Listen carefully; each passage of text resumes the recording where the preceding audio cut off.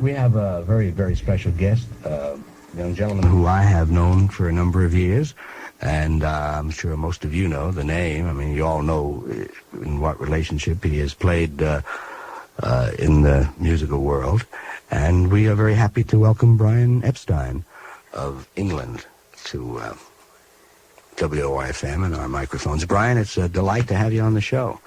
Welcome to America. And all that kind of jazz. There's so many questions that I have to ask of you, and so many things that I want to ask. I think that perhaps we'll just do them as they come along. Ask what you like. All right. To begin with, everyone seems to have had a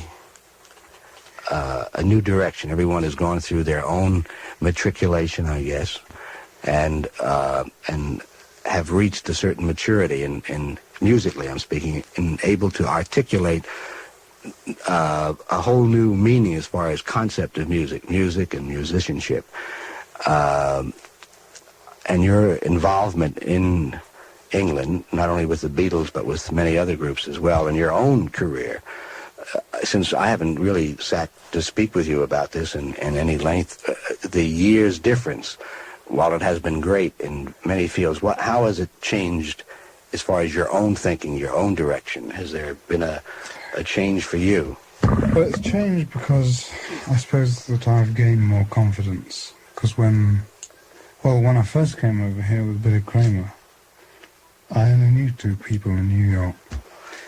And then after that, of course, in the beginning of 1964, it all broke out, and that was when we first met. And really, it was beyond everything there, because I didn't know what was going on.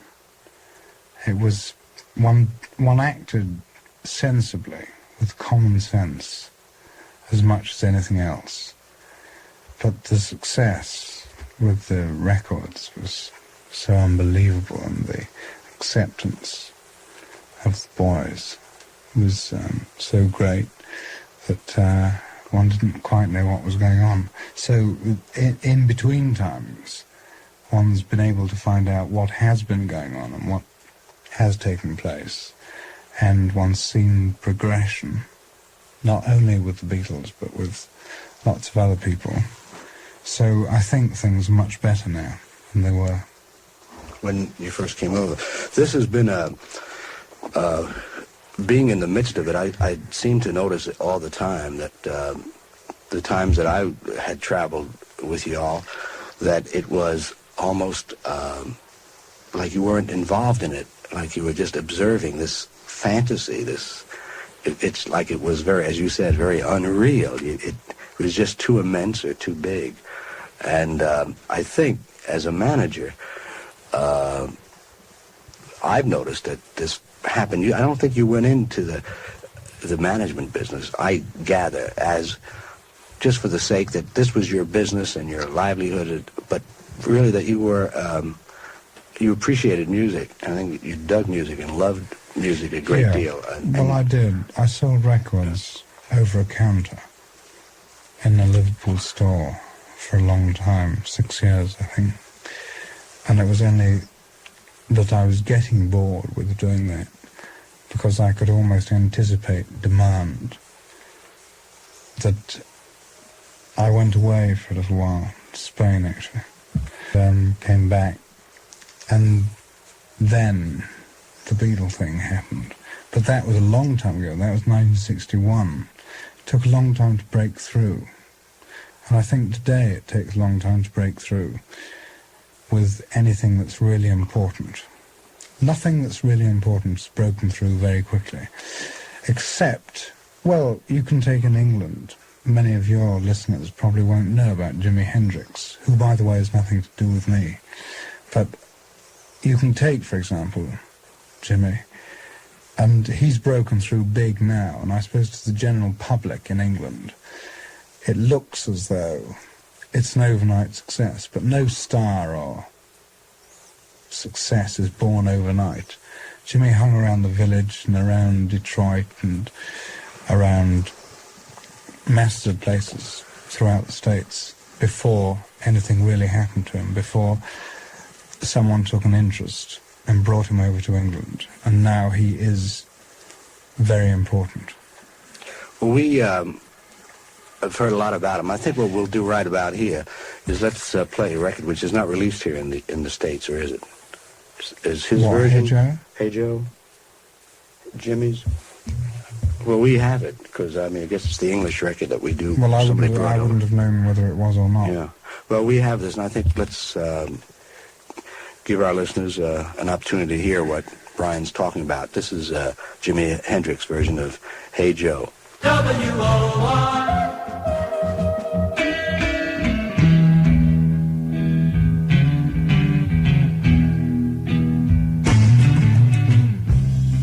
Hey Joe, where you going with that gun of yours?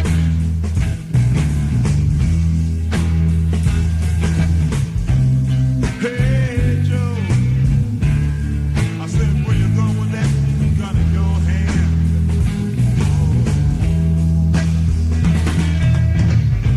I'm going down to shoot my old lady. You know I caught her messing around with another man.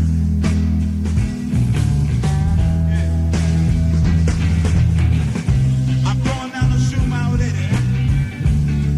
You know I caught her messing around with another man. That ain't too cool. Hey Joe, I heard you shot your woman down. You shot her down now. Hey Joe, I heard you shot your lady down. You shot her down to the ground. Yes, I did. I shot her. You know I caught her messing around town.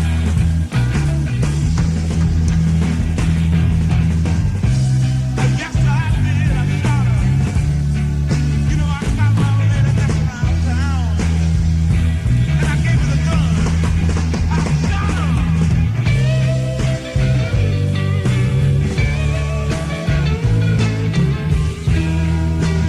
All right.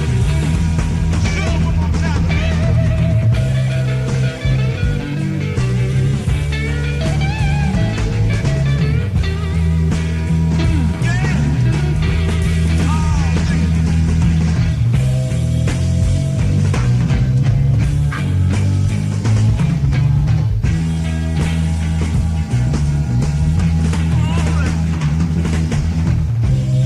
Hey Joe,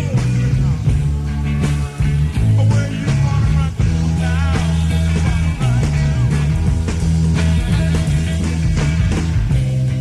Hey Joe, where you gonna run to now? Where you gonna go? I'm going way down south, way down to Mexico way.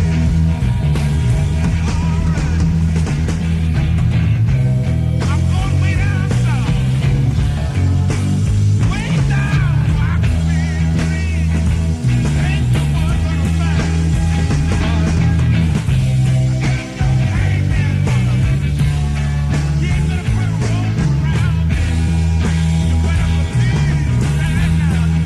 I got to go. Hey, you better run on now. Goodbye, everybody.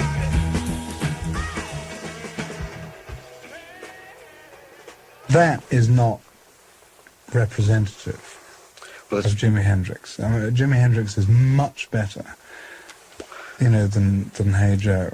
I think it's good. Hey Joe's good, but I think that he is better, and he's a great performer.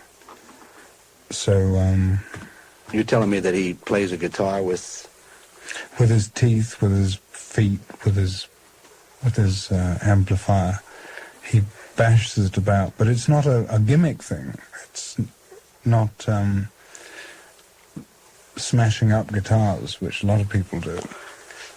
It's just that he can play with his teeth. He is an ace guitarist. Speaking of musicianship, the one thing that I guess about the Beatles, and I think that I'm sure that there are many listeners here, and I'd like to get to nitty-gritty type of questions and get that out of the way so that we can Sure. proceed into other areas. The Beatles and your relationship and your projection as far as they are concerned, because we still get letters. They are broken up, and it's more or less, sometimes people hear news, sometimes they hear just smattering of news, and I felt that there's no one who is closer to the situation and more involved, and I thought perhaps you'd just tell us what the present status is as far as the Beatles and their career and your own involvement. Well, the most amazing thing about this trip is that I haven't been to America since there was those strange rumours about them breaking up. And I didn't really know how big this rubbishy rumour had got out. It was all beyond and above the five of us. I didn't realise that. I was coming over on the aeroplane, and the hostess, who was very pretty and very nice, came and sat down. That's nice. And the first thing she said was, well, they're breaking up now, aren't they? And this was fait accompli, One thought she had decided that this had happened in her own mind, and what are you going to America for? Mm-hmm. But this wasn't true at all. There was no breakup, it was just a rumour. And I thought that I scotched the rumours in London with various announcements, and even the boys said, there was nothing in it. And I even got them not to say anything about it, because it was all so stupid. Well, the one thing which you probably didn't realize, and I remember, there was always a rumor each week about the Beatles back in the more hysterical days in 64, 65, and the printed stories about Paul getting married, and of course him ending up being the only one that hasn't been married. And so that most of the time on the air was trying to find out what the true facts were. But here it really had developed to a point where I was even starting to be brainwashed. They had talked about, well, you're no longer going to be connected, and they're going their way. And there was a story here last week in a magazine or in a newspaper. It was in a newspaper, which stated about Paul saying, well, it's all over for us now. It's definitely over. And he's going to be spending his time in a recording studio, making records and puttering around the house and all that kind of jazz.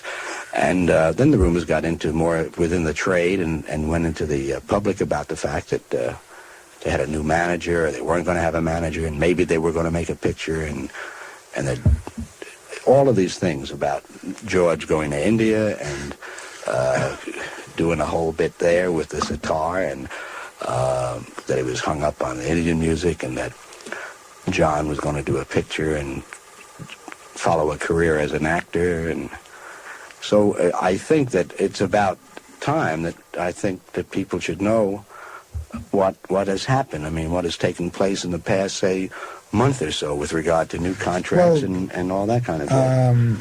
The last month or so is quite different from the last months or so.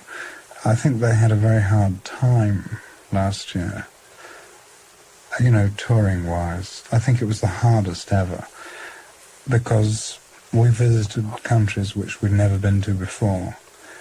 Japan, the Philippines, and all that broke out there, which was very difficult and very hard, and I accept responsibility, but it was actually none of our faults.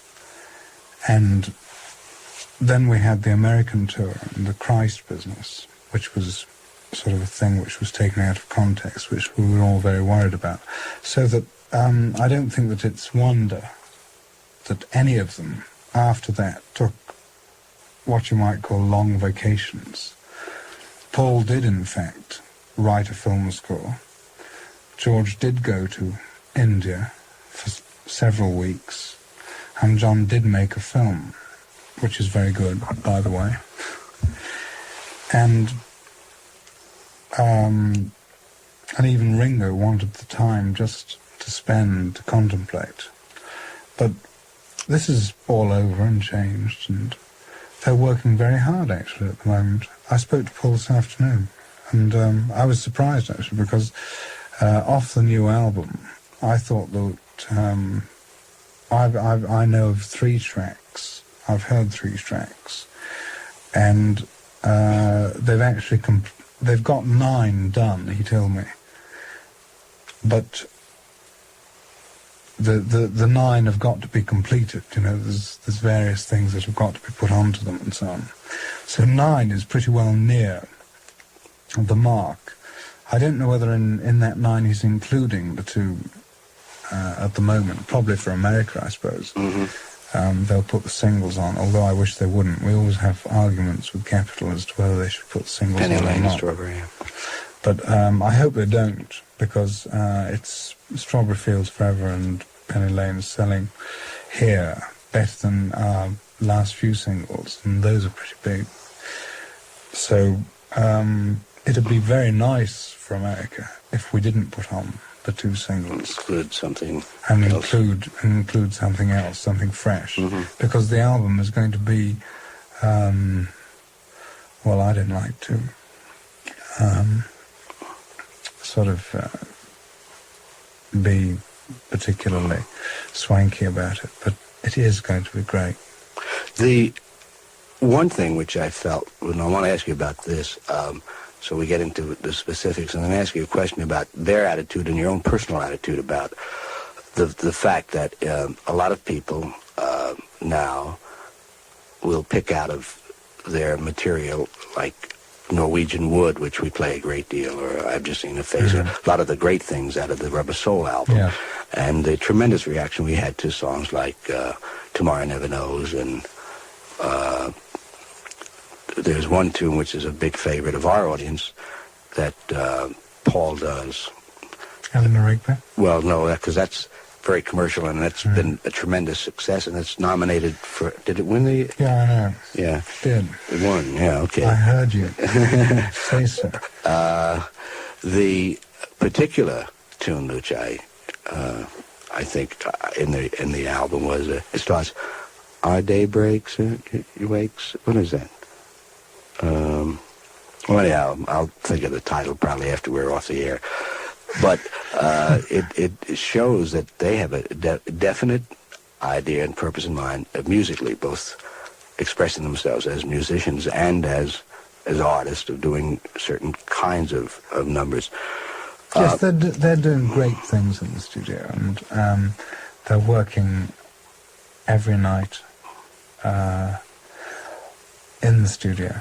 They really are. Every single night. And if the sessions have ever been cancelled in the last month or so, they've been for a particular reason.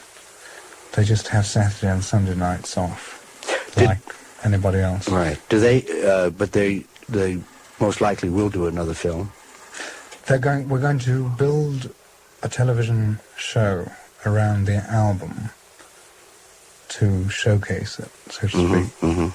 And after that, we're going to make a film. A film. Which I'm very anxious and keen about. And we have ideas. And when I say we have ideas, I don't say that vaguely. We've got a definite idea, which needs developing. And we've got definite ideas as to who should develop it. And we've got definite ideas about what sort of director should be involved. Did the thought of doing a personal appearance tour, we had quite a long conversation with Paul Simon the last time that he was on, and some of the things, of course, that happens to every artist who gets acceptance, but particularly, I mean, you have a few phenomena that happen. Sinatra, Presley, and the Beatles, I guess, were the big 3 of the past 20 years, anyhow. But in either case, I would imagine that where they've already done that bit of having 50 some odd or 60 some odd thousand people in a ballpark go hysterical and go out there and just play. And as the boys often said, they were watching the people just as much as the people were watching them, just the reaction, Yes. But it would seem that since they're doing so many groovy things and writing so many things and have so much to say, that it would seem to me that maybe one of the reasons that they wouldn't want to do a tour of that kind of tour again would be because I think they've got something more to say than getting Yes. mass hysteria. I think what you said, which was most salient, to say like that on this program, is the kind of tour. I don't think that you get any one of them or me to categorically state that they will never appear in public again, not because of the financial aspect, but because it will be very difficult to progress from those sort of tours. And in any case, this is my personal point of view, how creatively satisfactory for them are those tours, except in terms of finance. And they don't really think too much about that. They leave that to me anyway. But one understands it very well. So there's no reason why they shouldn't appear in public again. But I don't think that it will be in the concept that we've known previously. Well, I think, too, that that's just in keeping with... that's why in getting your idea and your concept seems to be moving to have a definite rapport with those of the boys, because I know you always sit together and talk things over, and it's great that you're both moving, you in your managerial capacity and they in their artistic capacity seem to be, going through the same or traveling the same road. I find that this has happened to everybody. I in the book that I wrote, and I only say it because I'm not even interested in that. I've done that. I'm thinking of the next one. But I think the one thing that they did is that they had set a pattern.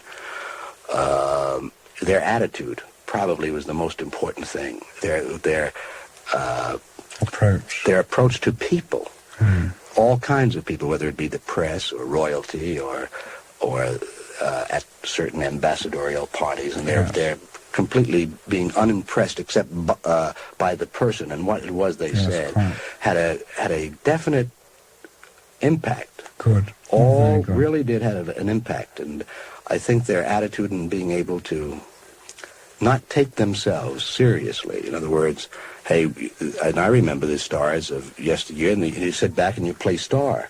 The boys have never done that. And I think their attitude has been probably the one single force which has had a tremendous amount of influence, not only on musicians, thank you, and performers, but also on the average American fella and gal in their approach to life and their demand, really, for honesty. Because I think that's one thing, of all the things that if anyone would ask me about my relationship, or knowing them and knowing you, was a complete, honest approach. I mean, George particularly, I mean, he doesn't, hasn't never made a statement which you could say was dependent upon something else. I mean, he always knew where you stood. Any statement which they've made, taken out of context, is difficult for people to accept. But on the other hand, they do speak honestly. Right. The Maureen Cleave thing, and I know perhaps when you said that, you perhaps had referred to the statement about Christ, which by now, just for your own edification as far as our listeners are concerned, since it was taken out of context, and I did read the entire statement at the time that it happened, it's something which I think a lot of people concur with, so much so that the second part of my book, which I'm doing, is all about religion. Its second part is called God is Not Dead, the Church Is. And in it, I think John Lennon has probably prompted more things,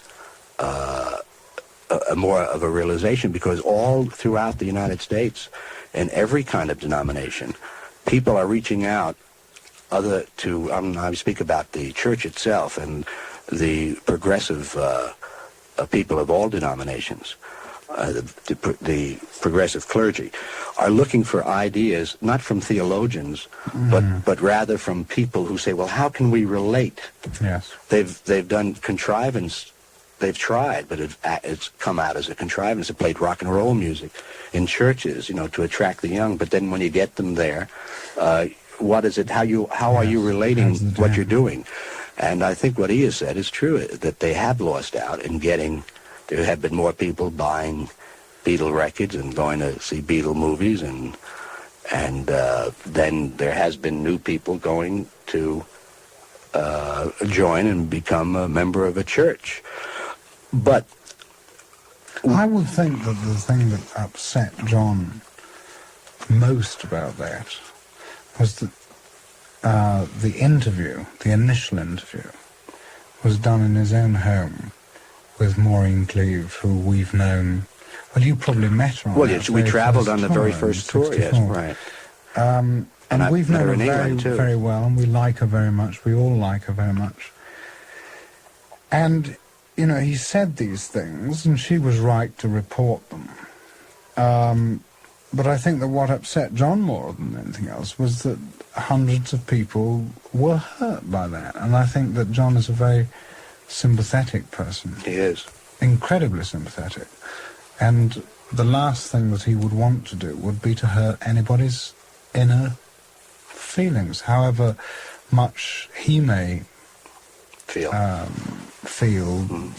Sort of. But this is a basic thing with John, not to go and hurt other people, not to go and smash other people up. It was amazing, because when I heard it was Maureen, I had met her in England. In fact, she did a nice piece on me, and I know that she was one of the big Beatle fans. Yes, and she was upset herself. I can imagine. I mean, she was calling me when I flew over here to see what was what before they came. She was on the phone every few seconds saying, what could I do, and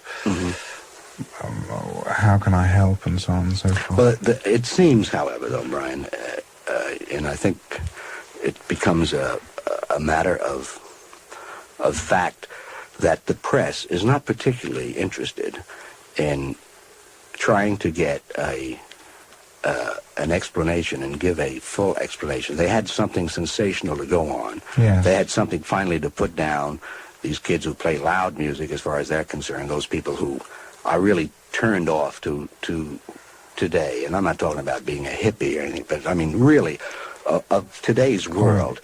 Well, I don't know. And I don't think yes. that I think it was their duty and their obligation was to have the first person who should have been interviewed should have been Maureen Cleave, to write what she had said, but which they took out of context. But they weren't looking for that. I mean, you heard about DJs across the country, like they banned Beatle records. I mean, that's like, if you saw that in a grade B movie, you wouldn't see it. Lennon or something like that. And that's good press news. Yeah. It's good press news today, and if they sell 2 records only with their next single, it'll still be, Beatle news is still important. And, why this thing happens is because, I don't know whether it's true in America, but it seems that it's true in Europe, that the people behind the press are out of touch with today. They don't realize that things like radio and television have almost taken their place. And Armstrong Jones, Lord Snowden, said the other day that he couldn't understand why this rumour about him breaking up with Princess Margaret had got out at all. I mean, his actual quotes were pretty hot because they were so genuine, really. Mm-hmm. And he talked about the gutter press of Europe had been saying this for years, ever since it ever since they first married, he was saying that sort of thing, and he couldn't understand it. Of course, they hadn't said it in England because it hadn't broken big enough in Europe. But he did say that, and I think that he had a right to say that, because it's just names, sensational names, and sensational stories to be built up upon. I think perhaps what you say is best exemplified, that radio and TV as information sources.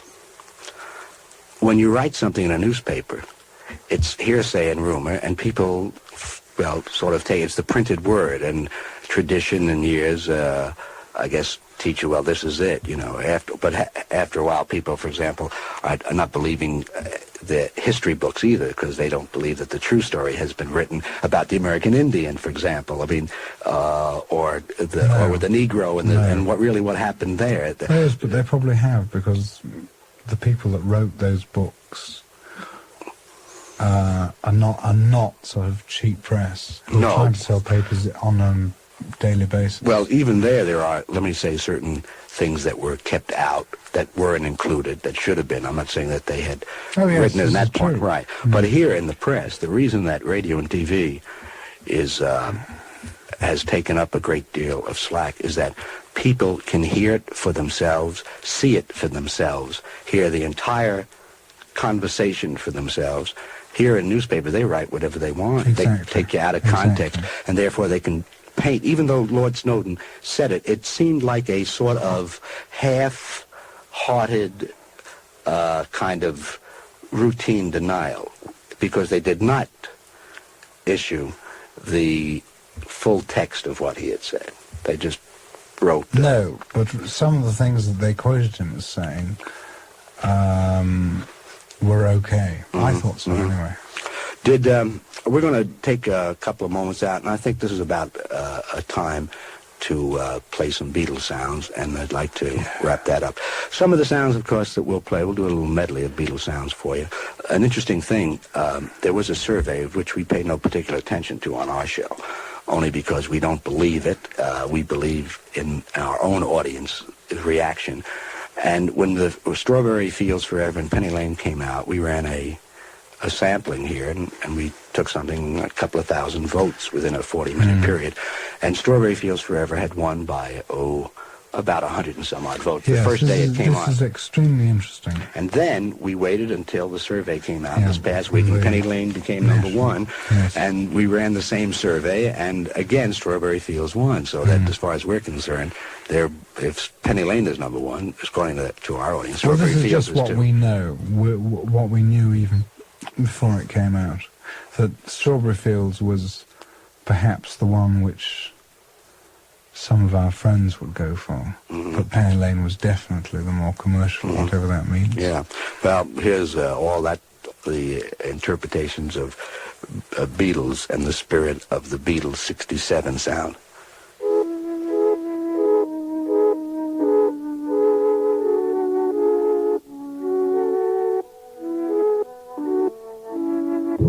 Let me take you down, 'cause I'm going to strawberry fields. Nothing is real, and nothing to get hung about.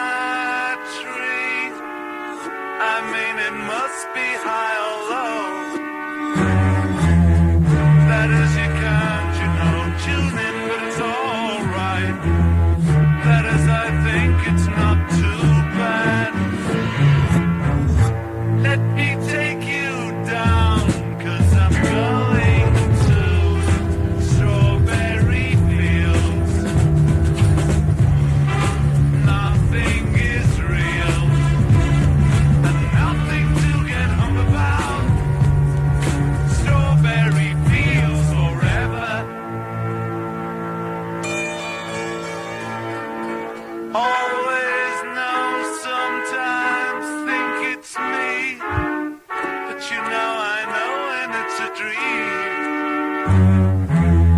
I think I know, I mean, yes, but it's all wrong. That is, I think I disagree. Let me take you down, 'cause I'm going to strawberry fields. Nothing is real, nothing to get hung about. Strawberry fields forever. Strawberry fields forever. Strawberry fields forever.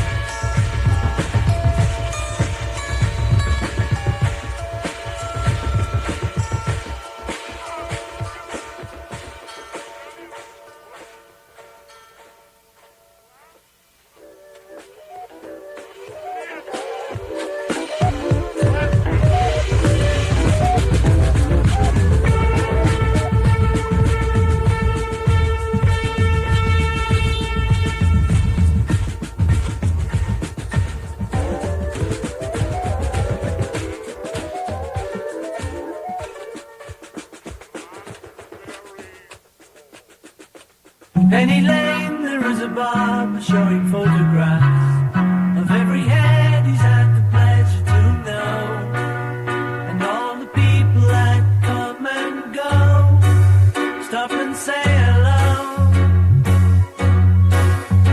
On the corner is a banker with a motor car, the little children laughing him behind his back, and the banker never wears a mask in the pouring rain. Very strange. Penny Lane is in my ears and in my eyes. There beneath the blue suburban skies, I sit and meanwhile back in Penny Lane there is a fireman with an hourglass, and in his pocket is a portrait of the Queen. He likes to keep his fire engine clean. It's a clean machine.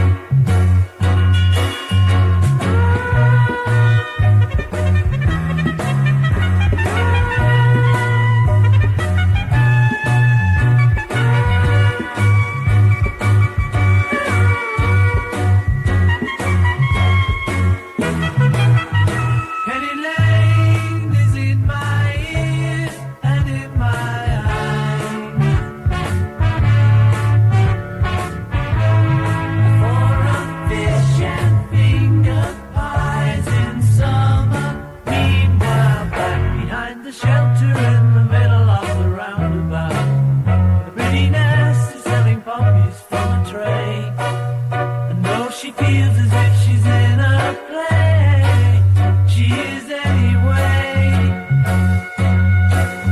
In Penny Lane, the barber shaves another customer.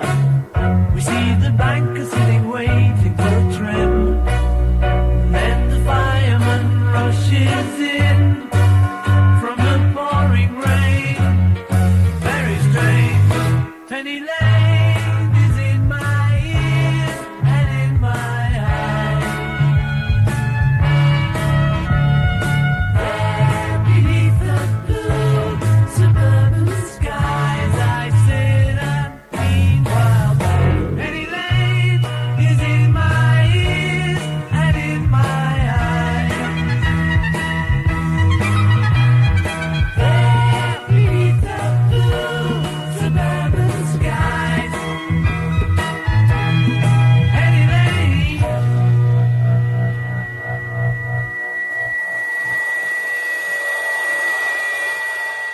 In playing some of the music we had just played, the Beatles sounds of 1967, is there any kind, would you say that there is a compatibility in the forthcoming album with those two sounds, or are there further expressions of types of music and Yes. lyrical content? There are. Yes. Okay, good. And Then, it's absolutely amazing. I can't believe it myself.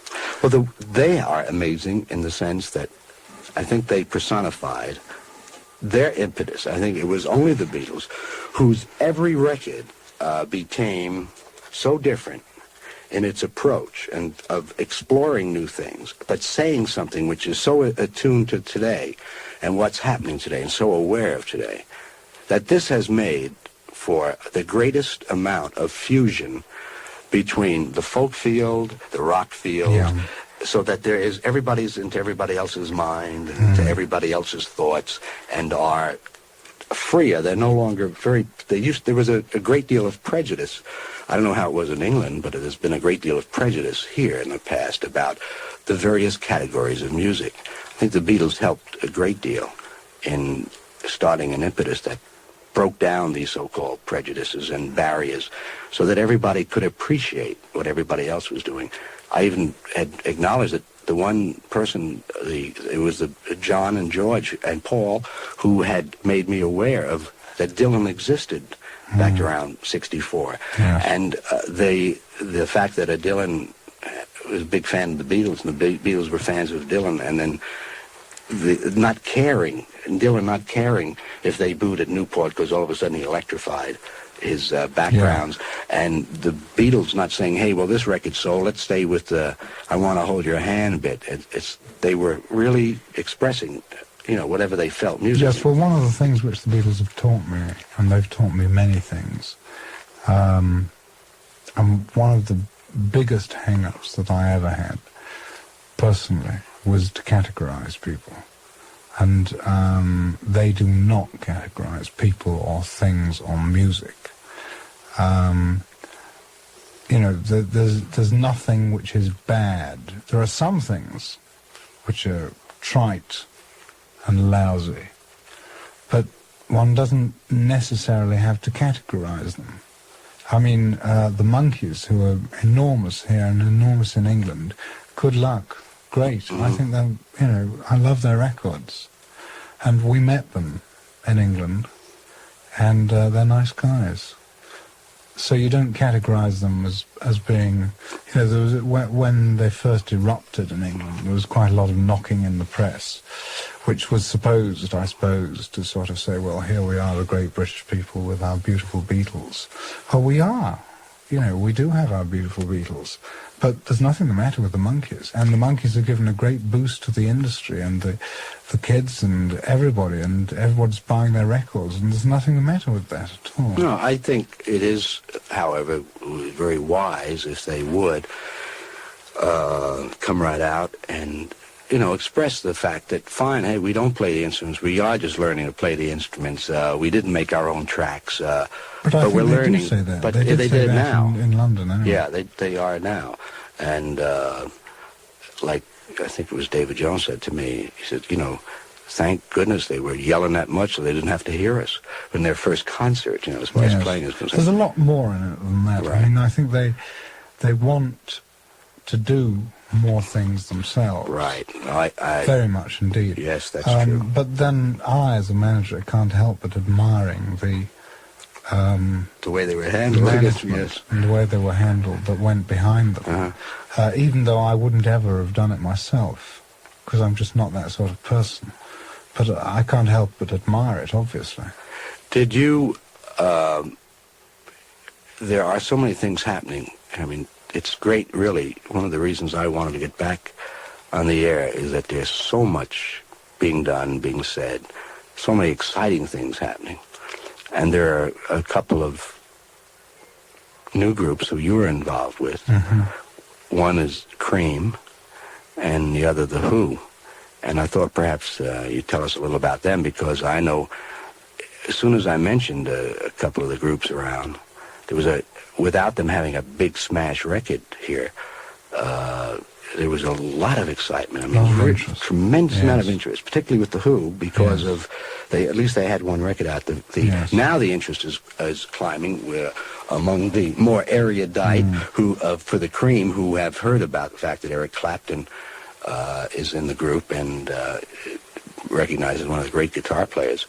Could you tell us just a little about? Well, these are good people. I come into them by my organisation in London, for which I'm called a capitalist. But I don't really sort of have that much, but I'm very proud to be associated with them, particularly the Cream and the Who, because they are rated by everyone, including me, as being tremendously important. And I've been doing these Sunday night concerts at the Savile Theatre, which is my theatre in London, and this has been a tremendous success. And the Who and the Cream have both topped the bills there to very, very successful audiences. I mean, packed out houses. And they were fantastic, unbelievable. Wasn't it the Who that was the originators of taking the lead guitar player, taking his guitar and just smashing it to smithereens and the Yes, the they amplifier? were. But yes, they were. They didn't actually do it when they appeared at the Savile. Not because I think they were inhibited or anything, but just because they did a very great show. And they didn't need to do that. Any gimmicks, yeah. To show how good they were. But they did, in fact, put up such a fantastic show. And as did the Cream. The Cream were unbelievable. And I think when you have them over here that you'll like them very much. I think your listeners, all of whom I hope come to see the show. Well, it starts like them as March well. 25th, and we're looking forward to having them both here. And there's been quite a great deal of activity here. There's going to be a lot of press because we want to make them feel right at home because of the fact we've heard so much about them. In fact, we're going to play the Cream and the Who right now.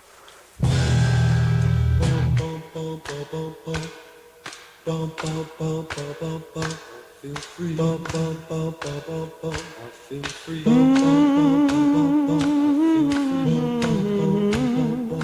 feel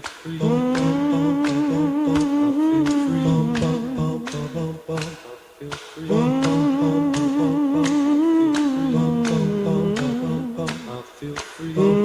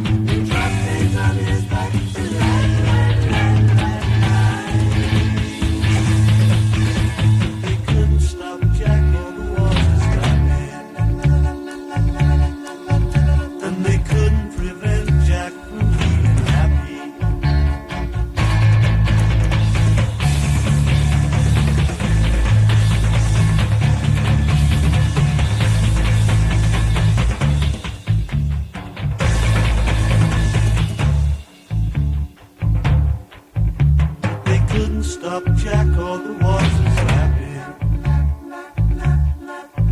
And they couldn't prevent Jack from feeling happy.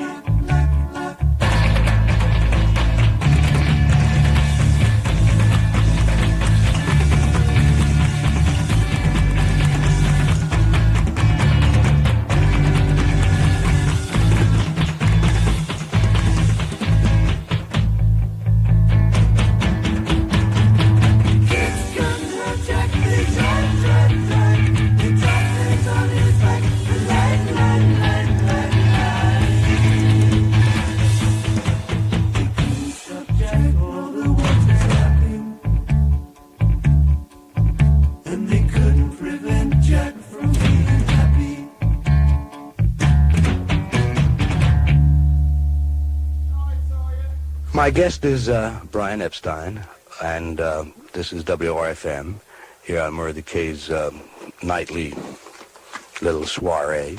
We hope that you out there in Radio Land get an opportunity now to. Yeah, it's some place out there with that listens in. I hope each night, but thank you.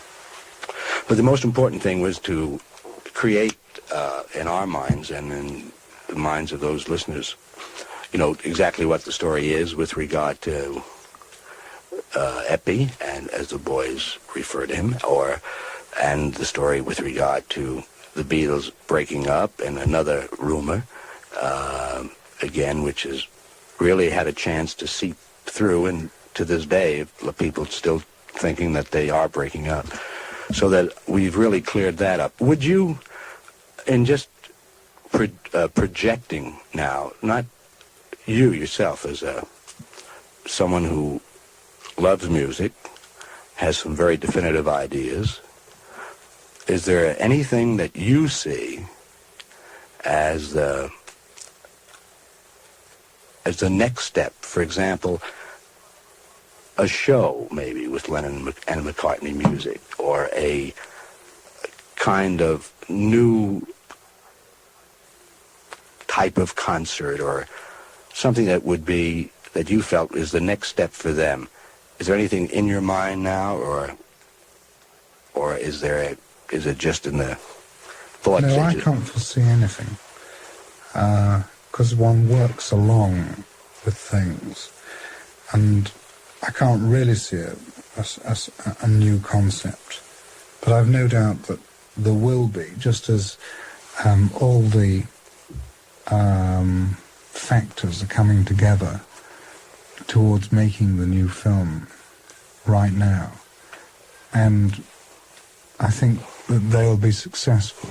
But one doesn't foresee years ahead. People ask, sort of, what's the new sound going to be? What's this? Actually, the best thing that anybody ever said about that was once when I was watching a concert in Liverpool, which is definitely for FM listeners, which Sir Thomas Beecham was conducting. And, he was quite a character. And he just turned round to the audience, and I don't know I can't remember what he was talking about. He was talking about great music and good music and music that lived and so on. And he said, you've just got to get down to basics. That sort of the music that lives are really the great tunes. You can have the sounds as well. And I think we are developing the sounds today and the techniques. But you've got to have the tunes too. That's so important. I think that as it has happened in the past, of just one event, I guess, will lead to another. I'm trying an entirely new concept of a stage presentation for today's music. We'll soon find out if it works in its present form. I'm excited about it. I believe in it. But I think, too, that the boys are very creative in that sense of probably when the time comes, they'll make their move. In other words, a tour or personal appearances have not been completely ruled out.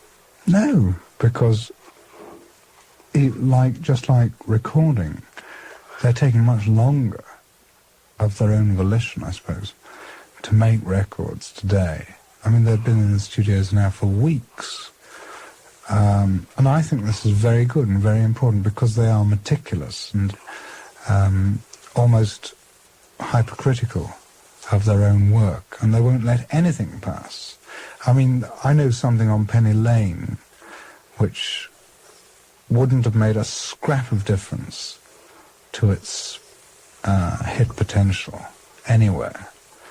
But Paul rang me up at the very last moment and said that he wanted to make one small alteration. And he made it. He got George Martin to help him make it. And although it wouldn't make any difference, it makes perfection. And this is all important. This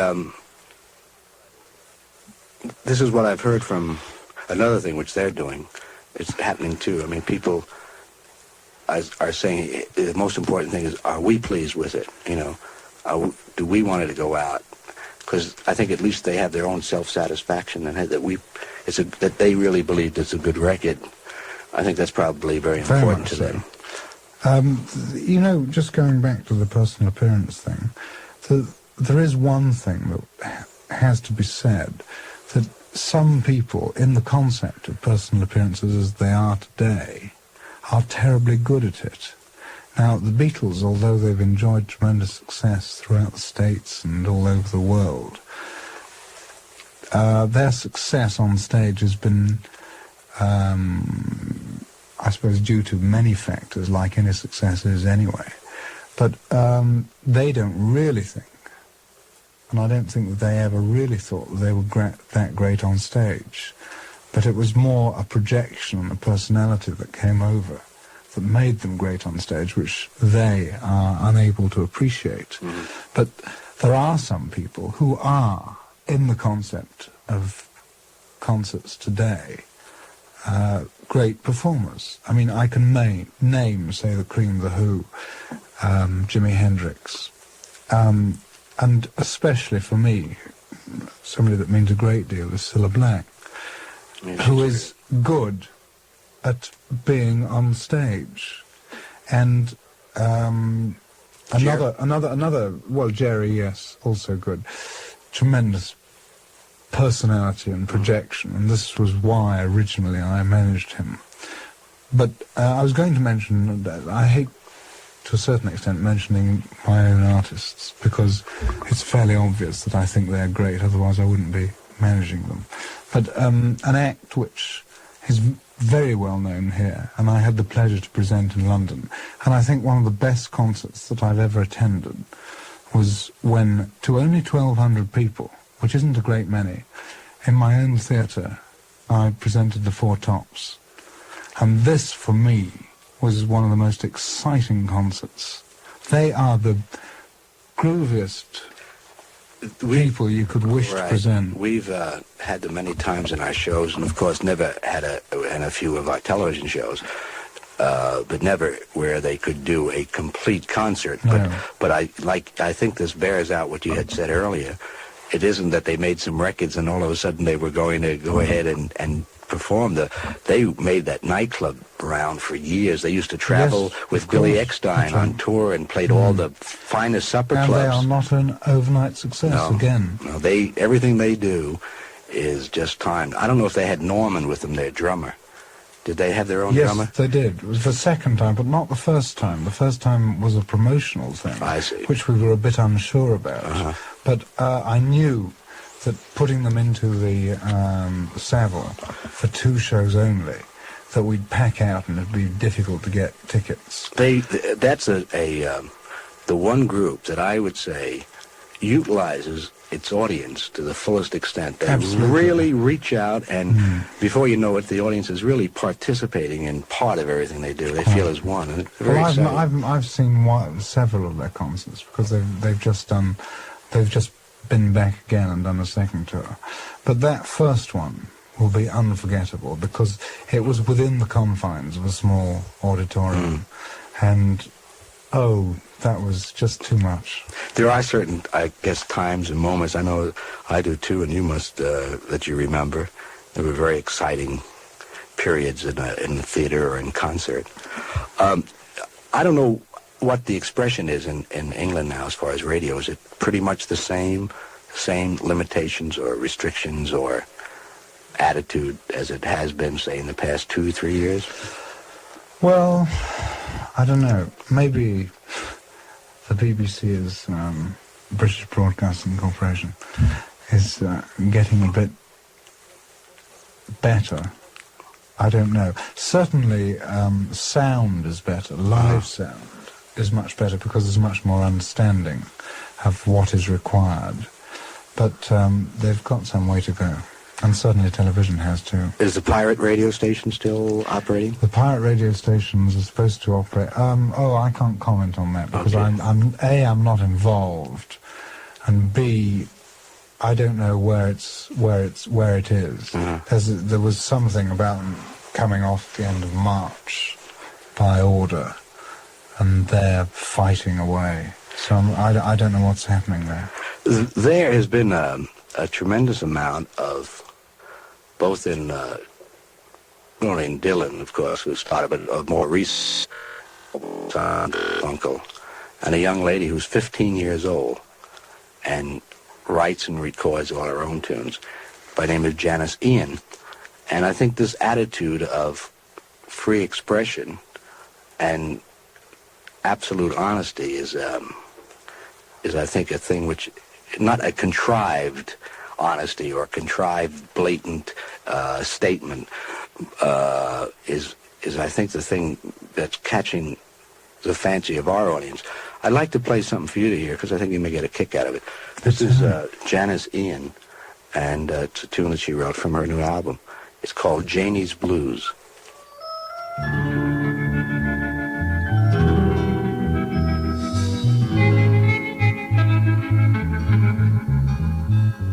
Janie's down, can't get off the ground. Too low to fall, she can't come up at all. Hey Janie, it's just an accident, fatal mistake on the day after Lent. And her parents always say, we don't need you today, and we expect just the same. She's got a bluesy feeling in her eye, and it's making her sigh.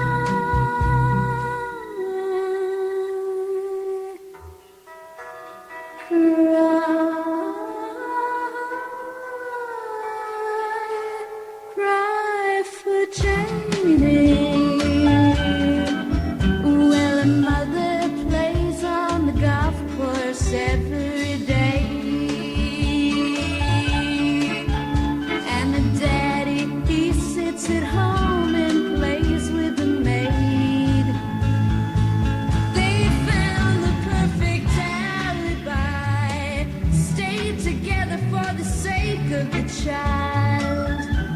You know divorce don't fit, and they're too young to split. Think they're martyrs, but they're killing the kid. She's got a bluesy feeling in her eye, and it's making her sigh.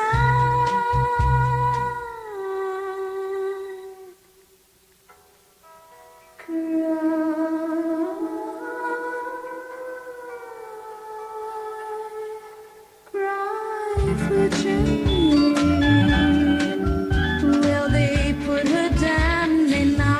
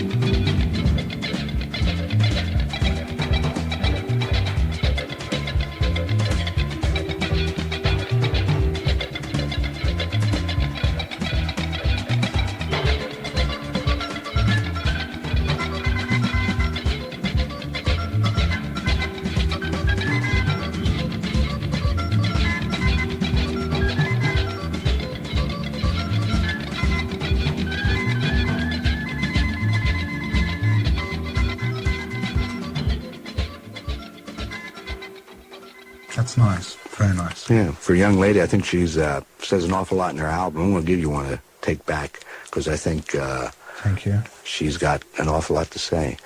We can only say that we are just delighted to hear that, right from your mouth about the Beatles and about the overall attitude as far as where they're going and how they feel about certain things, and you yourself, how you feel about your continuation. A lot of people said that you were selling out your agency. I mean, there was a big rumor around here that you were selling out and you were just going to do all kinds of other things. Sit in the grass. Oh, yeah. I don't think you could do that, Brian. No, I'm too gregarious.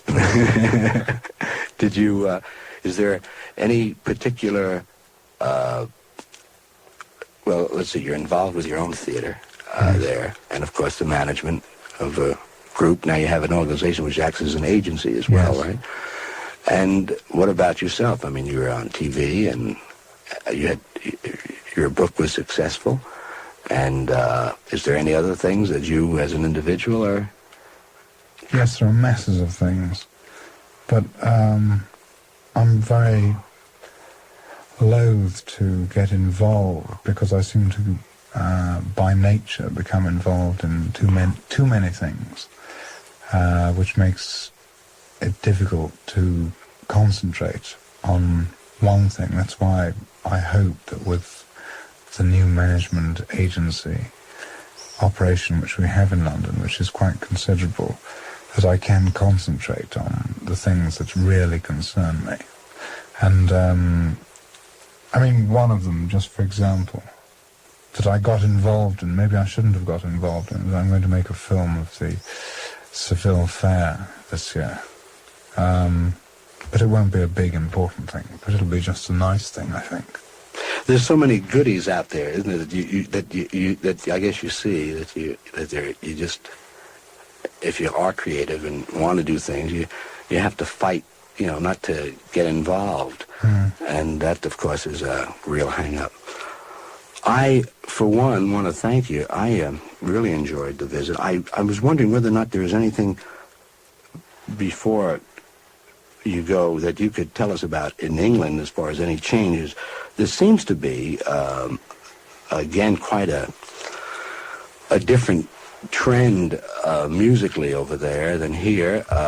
It's been borne out, perhaps maybe by the type of exposure that a record like River Deep Mountain High got, that was so big in England and just did nothing here. And yet we're playing it here, and it's all that we're getting calls and letters and everything about that. Yes, but this seems to work both ways, and it's something that I don't understand myself, because trite records, what you and I know as trite records, happen here and they happen in England, and one doesn't know why they don't happen in both. But the really great ones happen in both. There's, I had heard, and again I didn't know, it was just somebody's statement about rhythm and blues really coming into its own over there now. Is this something new, or is it true, or has it always been? I think it's true, and I think it's always been. I've presented a lot of American artists at the Savile in these Sunday nights. People like Chuck Berry. Edwin Starr was a wow. I don't know how big he is here, but well, maybe I shouldn't say that, but he didn't have the best backing possible, but he was almost like a Levi Stubbs. He got that audience, and he wasn't topping the bill. And people like that, like Chuck Berry, Duane Eddy. Fats Domino is going to appear in my theatre for a week. This is the first visit he's ever made to England, and I'm very thrilled about this. These people will be appreciated, I hope. Did Muddy Waters ever play England? No, Bo Diddley. Bo Diddley didn't. Did, the one thing which I, just from a personal standpoint, which I'm cognizant of, and I think that the Beatles and yourself probably fall into the same boat. No matter where, after a while, let's say after the first opportunity that we had when they first came here. We actually went out on the town in New York. You know, it never happened after that. But the first time, and we were able to go to Miami and take a day off. But after that, and I became very aware of it as time progressed, there are certain pressures that if I'm in this business now today, I'm in a radio station where my attitude and the station itself and the reasons I came back allow me to be myself and not Admirable, Murray. Admirable. I like the show very much. I listened the other night. Thank you. Great. And I think it has given me, it's relaxed me, because if I don't really believe in saying something or doing something, if it hurts me as an individual, I won't do it, like getting the boys to do a promo or someone to say this or someone to say that. Like, it started to get on me so badly that I really became sick and ill about it. And it got to a point, and I was an observer of it, that no matter what, whether it was the special police who were there to guard the Beatles and keep them away, people away, and let them get some relaxation and all, no matter who, there was always somebody wanting something from them or from you.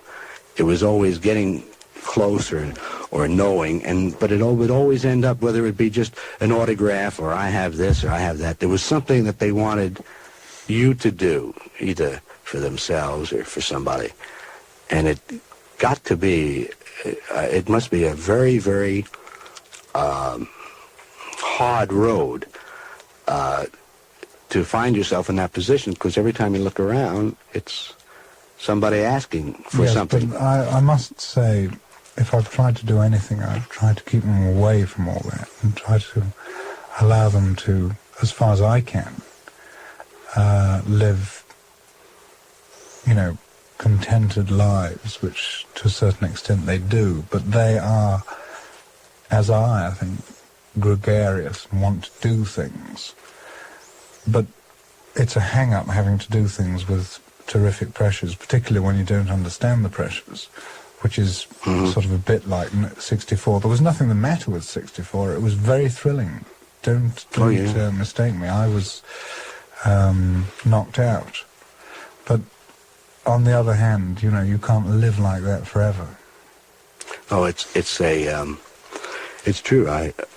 That they never did lead any kind of normal life, and you didn't know after a while. It became like a political circle, Certain people try to get in and weren't, and they were. And they still do. Yeah. I mean, we still get asked to do incredible things. Yeah. You can hardly believe the offers and propositions which are made to me, which are just quite ridiculous. But it's made by persons with a complete lack of comprehension. Is it true that you were offered a $1 million? It was a $1 million tour for a couple of shows. I don't know how many $1 million it was that we were offered. I mean, I suppose I could look it up, and I'm sure it's there in my files, just in case. Because there were all kinds of stories, which you could all believe. I always remembered a scene in Nassau, and we were just talking. It was no interview or anything like that. And we were talking, Paul had said, if you promise not to say even the titles, I'd like to play something for you. And I said, well, fine, I'd love to hear it. And he played the album from the score from the picture, which I heard at the time. But he said he can see it now, about 8 or 9 years. Everyone's sitting around and people talking about music, and someone says, oh boy, let's get out the Beatle album. And the kid's saying, probably, a nephew or someone, the Beatles, here's your Beatles, down with the Beatles. I want that old-time music, And this is what his own relationship, their attitude is, hey, well, okay, we're here, and I'm not worrying about tomorrow. They're not looking for eternal... But it isn't that at all, because they do care. Well, maybe it was the facade. Thank you. But I think the future is going to be a very interesting one. I, for one, am looking forward with keen anticipation to get the album and hear what they're doing. And I'm delighted that everything is status quo as far as the relationship and their being together and you with Everything them. is and everything was. There was not even so much as a row. That's the ridiculous thing about it. But it blew up into something. I get American press cuttings from our office here, and I read them, and some of them are syndicated throughout the country. One or two I take the trouble to write back and say, you know, this is not quite true. In fact, I'm a bit sort of stronger than that. I said that was a load of rubbish. And I just want you to know it, particularly when I'm sort of personally hurt by it. But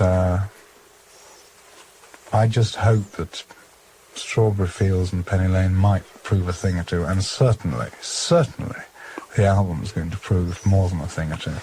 Would you be, I'd like to ask you about, like, for example, Tomorrow Never Knows, which is supposedly, again, I had been saying it without really the complete knowledge of the interpretation. Some of it was based on the Tibetan Book of the Dead. Is that correct? I think so. All I know is that John was up in my house one day and he played this to me, and I thought it sounded marvellous. Is there any... It doesn't really matter Uh-huh. what a thing is based on or what it's about, or analysing things that people put on record, particularly music more than anything else. I mean, their music has been analysed, God knows, you know, sort of everywhere and by everybody. But it doesn't matter because it still provides something. Well, which is good. I think that before analyzing what they had done, let's say 64, but when they started writing and creating what I call attitude music, because it had, I think, one of the great attitude songs. I did a film on "She Can Work It Out" on the tune "We Can Work It Out," and which was the freedom of trying to say, don't put a label on it because you're going to box it in. But there's 2 or 3 different interpretations of that lyric, and recently I showed a film with 3 screens, which gave both a comedic interpretation, a light interpretation, a very heavy interpretation of it even on a political level, and then an abstract one. And their music, I believe, this is what basically lyrics are. I mean, crystals, aren't they? You put them up to the light and you see whatever you want to see. I mean, this is true of Penny Lane. I mean, Penny Lane is very personal. I mean, all of us lived very near Penny Lane. And all of us know about the barber shop and the bank and so on.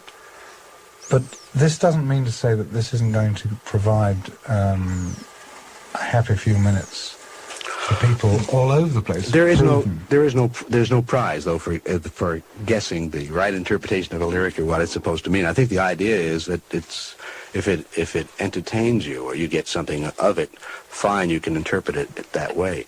But I think the reason that, for example, I am more interested today, and a lot of people are more interested today, in not dissecting, but getting a further insight into their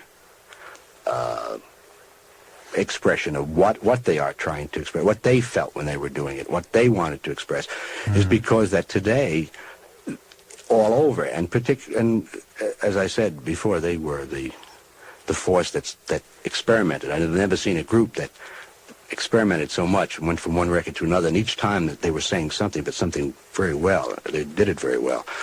But I'm interested because today, musicianship, writing, lyrics are so different and so saying so much, and that where before a group was a group, today you begin to recognize